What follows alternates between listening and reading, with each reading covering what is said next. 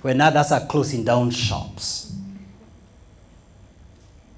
Number 3, an eagle flies above the storms. When it is very stormy, rainy, and every other bird is hiding in the trees, the eagle takes advantage and glides its wings on the storm, and is lifted higher and higher by the storm. It's raining downwards, it's snowing downwards, it's misty downward, flies above the storms. Lesson: strategic thinkers operate above their circumstances. Strategic thinkers operate above their situations. They rise above the storms. Number 4, eagles never eat dead meat. Eagles never eat dead meat. They are not scavengers like the hyena. Please, for a moment, just tell your neighbor in Black American English, don't eat dead meat, don't eat dead meat, don't eat dead meat. Just try. Don't eat dead meat, don't eat dead meat. Now, the eagle prefers to kill his own prey. He doesn't believe in scavenging carcasses. Lesson out of it: strategic thinkers don't wait for inheritance. They build their own story. They construct their own success story. They don't depend on others. But I can also add another lesson right there. Strategic thinkers don't regurgitate on dead, regurgitated, outdated information. They are looking for fresh information. They recognize what you hear has the capacity to change you. So they are looking for news, not history. Number 5. Are you still with me? Yes. Eagles train their young ones. Eagles train their young ones. Apparently they co-work as partners. The nest is made by the father eagle, and he has to fly to a tall tree or a high cliff and make the nest with hard thorns, then soft thorns, then hard feathers, then soft feathers. Then the mother eagle comes and lays the eggs right there. After several days, they hatch out to eaglets. She continues to feed them from the nest. She expects them to graduate to the next phase of life, get out of the nest and become eagles. But they can't.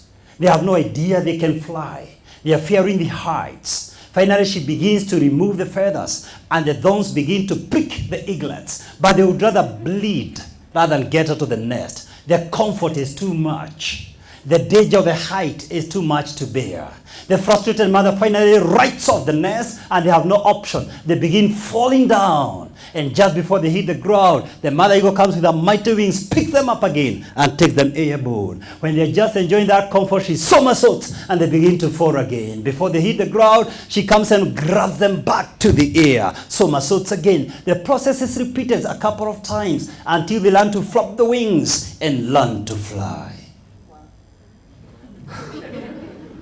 Strategic thinkers mentor others. They destroy dependency syndrome. They mentor their own children and those around them and raise an interdependent community. Lesson number 6. Eagles test before they trust. Eagles test before they trust. When eagles are mating, the female picks a twig from the ground, gains altitude a little bit, releases it. The male has to pick the twig very fast and take it back to the female. And then the female moves higher in height and then suddenly releases the twig again. The twig begins to fall, and the male has to pick the twig and take it back to the female. And they have to repeat that process several times until she proves to the female, I can do it, I'm male enough. What is she testing? Commitment. Can I trust this guy to put up the nest for my children? Lesson: trust is never given. Trust is earned. Trust is never given.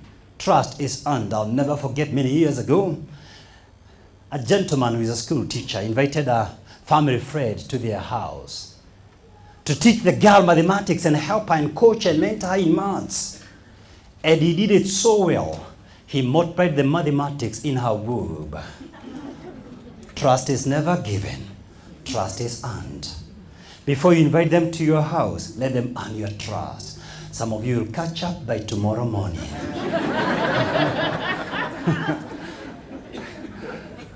So strategic thinkers test commitments before making contracts.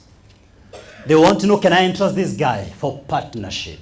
Has he earned my trust? They also don't want to be given trust on a free platter. They want to open their own space. Number 7.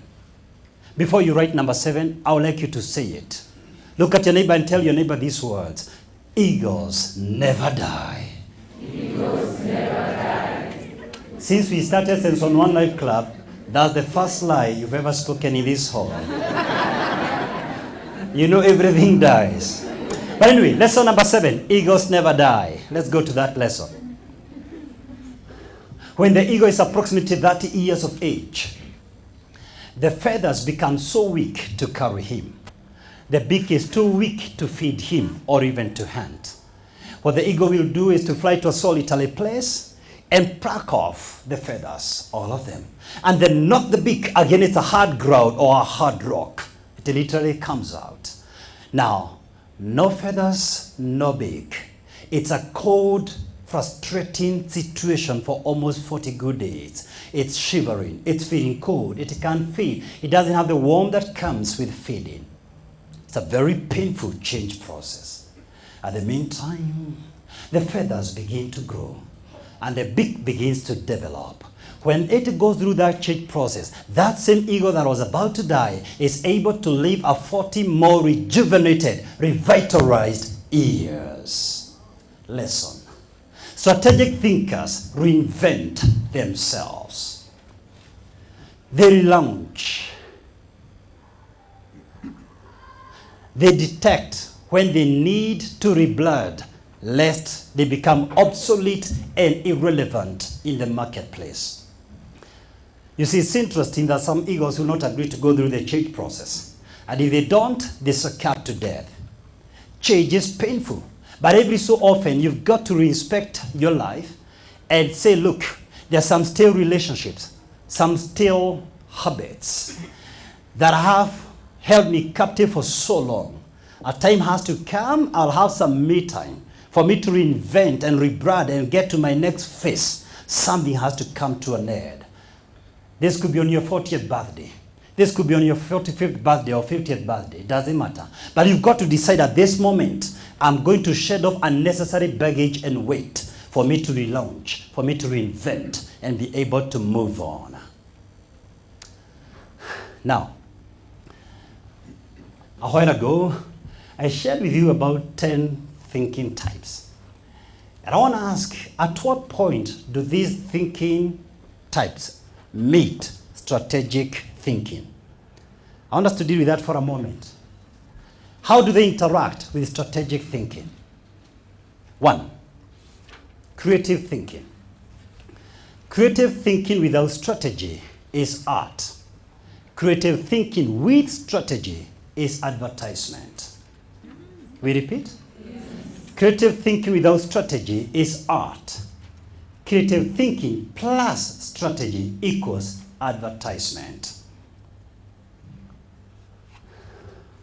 2, reflective thinking. Reflective thinking. Now, life must be understood backwards, but must be lived forwards. Strategic thinkers study the history to inform the present and shape the future. That is why strategic thinkers occasionally review their strategy. And this is based on a reflection. It is John C. Maxwell who said, reflection turns experience into insight. Number 3, focused thinking. Focused thinking. Now, the essence of strategic thinking is to eliminate the unnecessary. The essence of strategic thinking is knowing what not to do.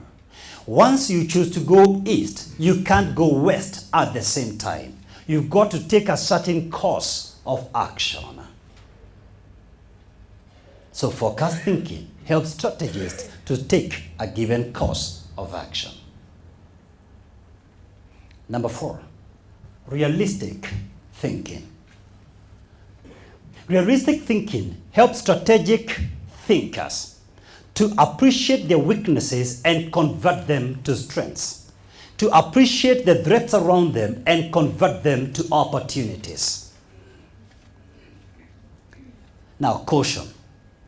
When the realist, the optimist, and the pessimist were arguing about the level of water in the glass, the opportunist drank the water. So let me talk about the opportunist. Number 5, possibility thinking.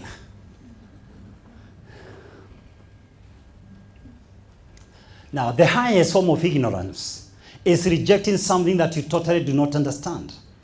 Someone wants to come and market a product or a service to you, and you just block even without giving him a hearing. Now, possibility thinking helps strategists to listen to ideas without accepting them.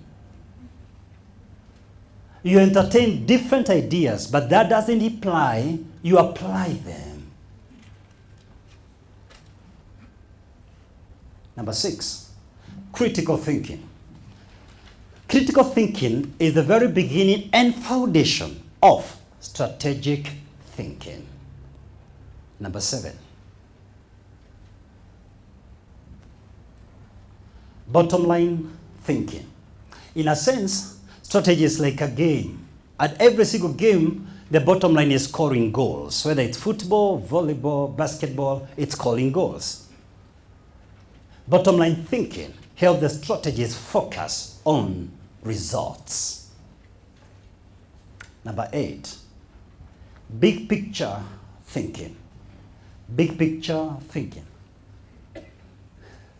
Now, big picture thinking helps the strategist to focus his eyes on the horizon at the sunset rather than be carried away by the current waves. You see, if your dreams don't scare you, they're not big enough for you. You need to rethink about your dreams, and you need to pick my January DVD where I was challenging these members about big dreams. You see, one way to start thinking big is exposure. We don't travel to distant places to escape life. We travel so that life does not escape us, so that we can see a picture we hadn't seen before. Number 9, tactical thinking.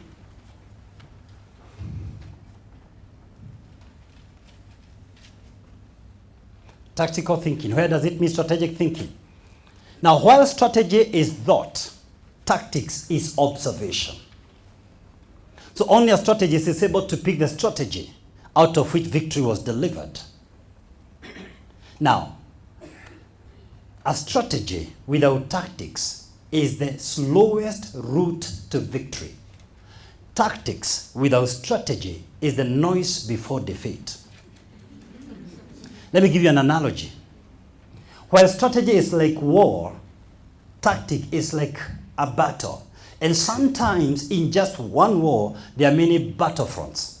You need to understand that strategy is borrowed literally from its military usage, implying the overall operation of all the movements of the soldiers to deliver victory.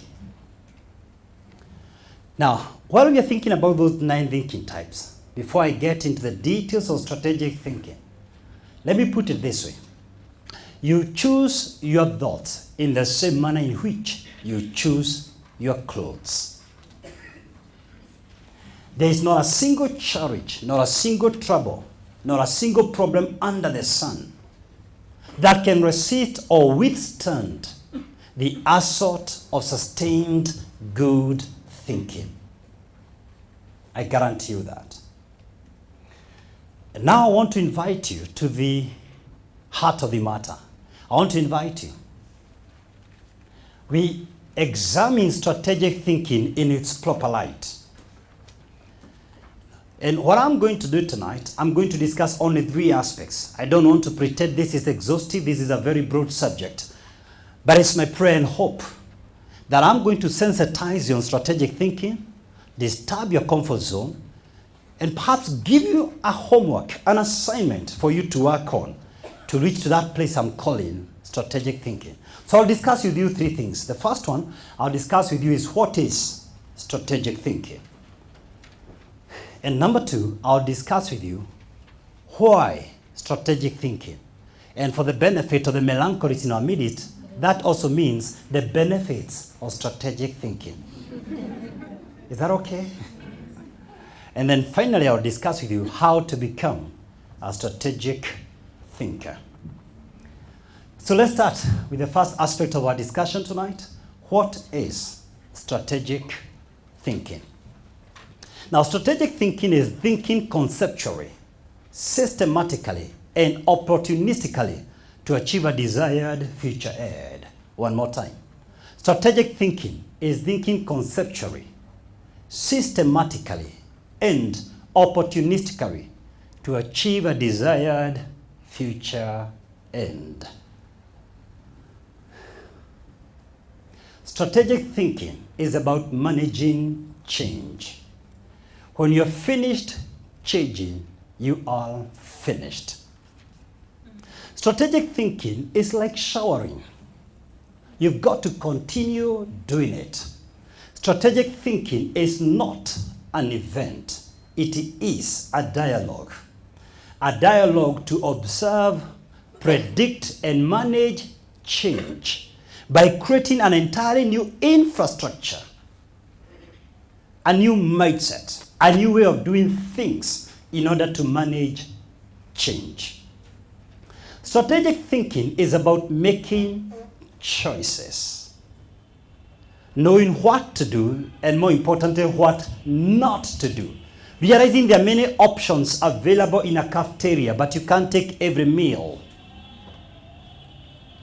Now, decision making, that very term, decision, is derived from its original Latin root to imply to prune, to cut off. For instance, pruning the branches of a tree to get a better yield, a better crop.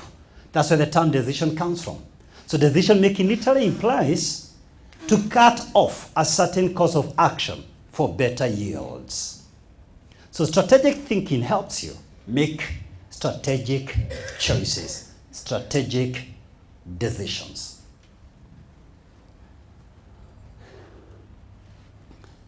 Now, strategic thinking, or rather strategic thinkers, see business from their customer's perspective. They're able to put themselves in the shoes of their target audience and literally even put up an infrastructure for new markets. They recognize new growth comes from new thinking. Strategic thinking, or rather strategic thinkers, can pick the cues from the environment where they're operating, that the markets will be disrupted. Even subtle changes in the environment that are likely to affect their revenues, and they strategize accordingly. Strategic thinkers identify markets that others cannot see. Now, born in 1951 in Nyakach, today Kisumu County, Wala bin Wala raised up in a very humble background, relocated to Tanzania, where his father was working with East Africa Railways. Regrettably, the father was not very supportive, and the boy had to drop out of school when he was in his lower primary school. But then he came back to Kenya and went back to school very many years later. By God's grace, he was able to go all the way to get a diploma in education, specializing in Kiswahili. What is interesting about this gentleman, while a lot of teachers complained about their pay, while a lot of parents in Nairobi and alike complain about Kiswahili language being difficult, This guy published his way to wealth, his way to riches. None of you has not come across